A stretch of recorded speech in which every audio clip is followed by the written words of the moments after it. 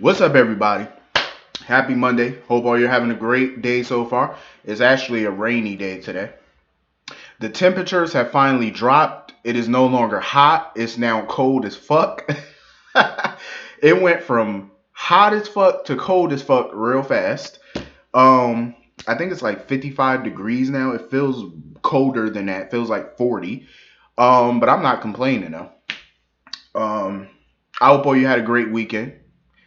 Before you do anything, before you watch this video, click that like button. I mean, spam the shit out of it. Um, so getting into this episode, this was an intense the last few minutes of this episode was intense. I will say that. But I was feeling this episode because we didn't have a whole lot going on in this episode. You know what I mean? Usually they throw so many characters in here and yada yada yada. It was confined. You know what I'm saying? If it makes sense. Like there wasn't a whole bunch of scenes today, and I actually like that for a Monday's episode. I thoroughly enjoyed it. So getting into this, Michael got a letter from Nelle. Carly, of course, didn't want him to read that shit. I don't blame her, but he had to. And of course, Brad shows up with the baby, old bitch. I can't stand Brad. Yo. Every time I see Brad, even though it's a TV show and he's just a character, I don't want to beat the shit out of the actor, but I just want to beat the shit out of the character. It's like seriously, Perry Shin is doing his thing though on this show though. He is. Um, Even Carly looked at the baby and said the baby looked like Michael when he was a baby. I said, here we go. I'm surprised Michael didn't remember what Mike said at the party for the baby at Alexis's house. Remember, Mike kept going on and on about how the baby looked like Carly or whatever. Like the baby had Carly's features, and now Carly is saying the baby looked like Michael when he was a baby. I said, here we go. Everybody gonna look at that baby and start making references. I said, here we go. Hopefully the storyline doesn't last too long. Hopefully it doesn't run into November. I'm ready for the reveal to come on. Because we've seen so many baby switch storylines that, and a lot of those baby switch storylines have lasted a long time. You know what I mean? So for this one, I feel like it should be kept short. You know what I'm saying? Keep it short. You know, a few weeks is enough, maybe a month, and that's it. Keep it short. So Michael decided to open the letter because Carly was telling him not to open it. Brad was telling him not to open it. Only reason Brad was telling him not to open it because he was afraid of what Nelle might have said in that letter. As soon as his punk ass tried to leave, Michael stopped him and was like, hold up. Nelle mentioned you in the letter. I said, I know they ain't going to make it this easy. I figured that much. So in the letter, Nelle pretty much told him, hopefully being around Lucas and Brad's baby will bring him some peace. And Michael, the whole time, Michael kept trying to figure out what the fuck she meant by that. And even after Brad left and Carly left, he was trying to figure, he had this confused look on his face like, what the fuck did she mean by that? He's confused right now because it was thrown out of left field. But he gonna start putting them pieces together. I think everything gonna start adding up to him.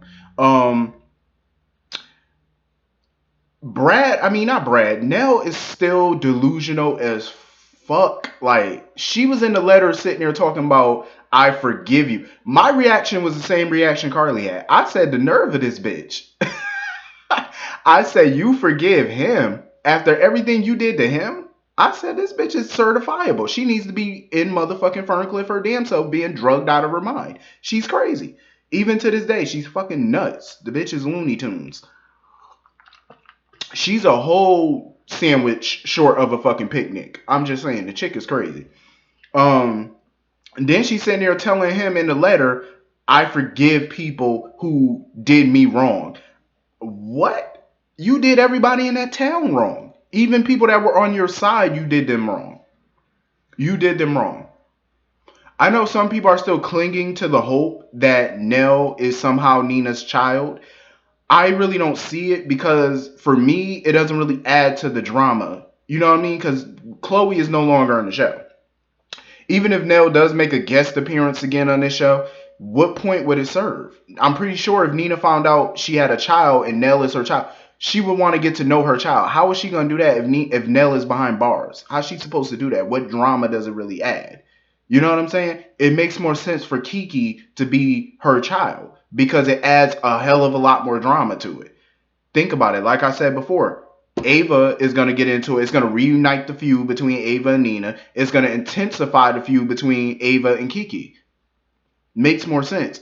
And besides, I don't want Nelle to be her daughter for the simple fact that I don't want Nina to have to be in the Corinthos orbit because her grandchild, if Nelle is her child, that means the Jonah is her grandchild. So that would put her in the Corinthos orbit. I don't want her tied down to them. I really don't want to see the Nina character tied to Sunny and Carly and them for the rest of her life. No, no, no, no, no. Let's keep her separate from that. That's just my hope. I mean, if it turns out Nelle is her child, then it is what it is. But my wish is for it to be Kiki at least. Because it just opens the door for more shit. You know what I'm saying? Like, Chloe's not coming back anytime soon. Even if she makes a guest appearance, it doesn't really do anything. So, move on from that. Like, I don't like that idea. That's just me personally. That's my personal opinion. But yeah, I was like, this bitch is certifiable for giving people that did me wrong. Go get some therapy because you need a whole lot of it. Like you need a lot of therapy, electroshock treatment. You need everything because that was the silliest shit I've ever heard. I tell you, yeah, she must be certain. Yeah, she's crazy, definitely. So moving on from that, it was so funny because Maxie told Nina that they should go up to the Metro Court to go get a drink. They should have dinner. They should go to the movies. Nina at first didn't want to go because she was like, we've been out of the office all day. We got to catch up. We got work to do. She was like, oh, that's why we got employees. I said, bitch, where? I was like, Maxie, where's y'all employees? Because I was under the impression that her and Nina were the only employees at Crimson. I don't see nobody else in that office. I said, where y'all employees at? Who y'all got working there? I only see two people that work there. You and Nina. That's it. And I said, what other employees do you have? That shit was funny as hell. Like she said, we got other employees to help with that. Where? So anyway, they go to the Metro Court. Valentin was just finishing up his meeting with Curtis. Curtis just found out Madeline died, and now he wants to, he got Spinelli. He called up Spinelli to look into a wire transfer that Madeline may have made 25 years ago to a doctor or to the dude who did the brokering for the child. And found some wire transfer. So they're trying to find out who the doctor was. They're trying to find out who the nurse was so they could question them. Also, there might have been a money transfer to the guy from the adoptive parent. So they're trying to link that together. So it's just a lot. They're just trying to figure out what angles to play here. I felt like at this point, Valentin should have told her that he should have told Nina he was looking for the baby. Nina decided to give Valentin his wedding rings back. Well, her wedding rings. She took them off her finger finally. And once you take your wedding rings off, it's pretty much official that you're done. Once you take those rings off. Because I've been wondering that. Because she said she filed the divorce. She signed the divorce papers. And in a divorce, you do have a grace period before the papers get to the judge. Because once the judge signs off on the divorce, you're officially done. You're divorced. So they have a grace period. And once that grace period is over, the judge will sign the divorce and they're official. You're done. But she basically has no intention, I think, at this moment of changing her mind. I really hope she uses that grace period because, like I said, I'm going to be honest. I like her and Valentin together. I like them together. I know a lot of people don't. Yes, Valentin's a liar and a manipulator, but there's no question, without a shadow of a doubt, he loved him some Nina. You could tell he loved Nina. And he even told her, whether we do this divorce or whether we not do this divorce, I'm going to go to my grave loving you. I genuinely believe he loved that woman with all his heart. He loved her. He don't want nobody else. He wants Nina. And that's a love that you can't buy when somebody wants you like that. You know what I'm saying? Like they ain't got eyes for nobody else. They want you. You know what I'm saying? Does it make up for all the lies and games that he played? No. But it's a start. You know what I'm saying? I really think she should really take her time and really think on it. You know what I mean? I really like them together. I do. I didn't at first when they first got married and shit. I was like, ugh. But now I like them. I really do. I love them together. Because it's something unique to me about their relationship and stuff like that. They just that chemistry they got. I fucking love it, and I can't at this moment. I can't see Nina with nobody else. I can't. I don't think there's anybody on the canvas right now who has that chemistry with her like Valentin has with her. So I prefer the two of them together. I need to find my goddamn car mix. You know, my lip chap stuff, because now it's getting cold. My lips begin ashy. I hate the coldness. I really do. Like, this is how we do. This is how people do. When it's hot, we complain. When it be cold as fuck, we complain. It's like we can't help it. We try not to, but we can't help it. Because I be using lotion like a motherfucker during the winter. Because you get ashy quick when it's cold. Now, I don't even want to turn my heat on, though. Because I'm like, this might be too early now to be turning my heat on. But, especially when we just got done with all this heat, I'm like, I really don't want to. So, but I went in my closet and pulled back out my big blankets that I had put up for the summer. I pulled them bitches back out. I got like 2 big ass blankets plus sheets. So I'm like, I'm good. I'm about to curl up. I'm about to curl up. It's hoodie season. I'm about to get my hoodies back out. I need to get all my winter stuff back out. My vests, my North Face coats. I need to get everything back out. Everything is coming back out. All my winter shit. Long sleeve, thermals, everything. This I've been waiting for this like all summer. For the summer to be over so I get my hoodies and stuff back. Because I miss my hoodies. So anyway, yeah. I'm still shocked that Nina came to the conclusion that her child was still alive. I'm surprised because she came to that conclusion based off of a necklace.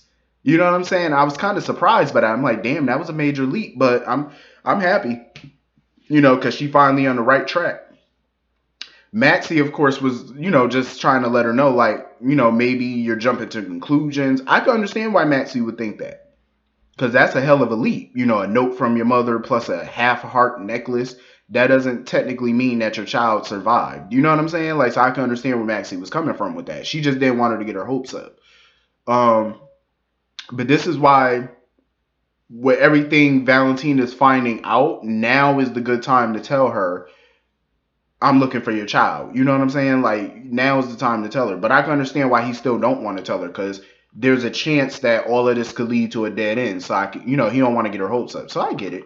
But when she find out, she still might be pissed with him that he kept it from her. Who knows? So anyway, Mike. I feel horrendously bad for Mike. Like, he's trying to so hard to help Sonny. And I'm not even really going to talk about the Sonny Jason moment that they had on the terrace at Sonny's house, because it was kind of a pointless moment. They were just talking about Joe Scully and all that mess, so it wasn't really important. I just want to talk about the important shit today. So Mike, he's trying so hard to help Sonny, but I feel like he just made it 20 times worse. He made it 30 times worse by his move today. So he busted the pipe, and now there's a gas leak. Julian trying to get everybody out. Mike was so disoriented and irrational. He was erratic today, and Christina was trying to calm him down. Sonny, you know, Christina ran back into the fucking restaurant to get that wrench because Julian pretty much know that the fucking pipe was bust on purpose. He know it was. He knows somebody deliberately did it, and he probably thought Sonny had some people come by and do it or something like that. Because when Jason and Sonny showed up, Jason wanted to know information. Like, he was like, "Do you know how it broke?" And Julian was like, "Shit, somebody did that shit on purpose," and he thought Sonny did it. So Christina went back in there, tried to get the wrench, and she done passed out, fell over. She tripped over a knocked over chair and fell on the ground. I was like, oh shit. Somebody need to hurry up and get Christina the fuck out of there. Cause you know you can go into a coma like that. You could become brain dead like that. If you're not getting no oxygen and you breathing in all them fumes and stuff like that, you can go into a coma that way and become brain dead. So of course Jason ran up in there, got her out. But the place exploded. I said, so this is how they're gonna find out there's a body in that place. This is how, because it's gonna blow up. So this is how they're gonna find out that there's a body there. And now that that place exploded and Chase or somebody gonna probably find it, I'm like, yep, there ain't a damn thing Sonny and Jason could do about it now. Because the secret is about to come out. They're about to find that body. And I'm happy that it's starting to come out now because I'm sick of hearing about this Croton shit. It's time to kick this storyline in high gear, and we're finally getting it. I said, damn, I wonder how the fuck Sonny gonna get out of this mess. He better hope that Mike somehow wiped his prints off that gun all them years ago. He better hope and pray that Mike was smart enough back then to wipe them prints off. If he wiped that gun clean back then, I think Sonny might be in the clear. But there's a chance he probably didn't. And Mike's prints is probably on that damn gun too. So I said, oh, hell. Shit is about to hit the fan. I'm really looking forward to all of this, though. I seen the preview for this week, and it looked like some shit is about to go down. Cameron and Oscar about to get into it. I said, oh, shit. I'm looking forward to this, though. This looks like it's going to be some fun shit. But anyway, hit the comment section. Let me know what y'all thought about this episode. Hit that subscribe button if you want more videos. And definitely spam the shit out of them like comments. Out the like button. I will see all of you tomorrow. Have a great day. Peace.